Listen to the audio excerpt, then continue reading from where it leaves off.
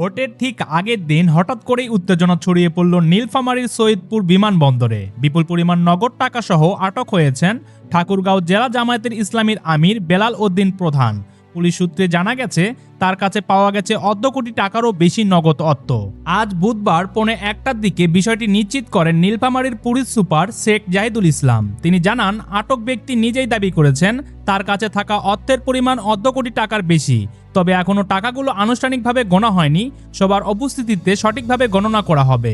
ভোটের আগের দিন এত বিপুল পরিমাণ নগদ অর্থ কেন বহন করা হচ্ছিল, কি উদ্দেশ্য ছিল এই টাকার, এই নিয়ে ইতিমধ্যে শুরু হয়েছে নানা আলোচনা ও প্রশ্ন। আইন শৃঙ্খলা বাহিনী বিষয়টি গুরুত্বের সঙ্গে তদন্ত করছে বলে জানিয়েছে পুলিশ। নির্বাচনের আগে এমন ঘটনার রাজনৈতিক অঙ্গনে নতুন করে উত্তাপ ছড়িয়ে দিয়েছে। সম্মানিত ভিউয়ার্স, আপনার কাছে কি মনে হয় এতগুলো নগদ অর্থ সহ বিমানবন্দরে জামাতের আমির কার উদ্দেশ্যে রওনা দিচ্ছিলেন? এটা কি নির্বাচনের আগের দিন ভোট কেনার কোনো ইঙ্গিত, নাকি উদ্দেশ্যমূলক নতুন কিছু রটানো? এ বিষয়ে আপনার মতামত কি অবশ্যই ভিডিওর নিচে কমেন্ট করে জানাবেন।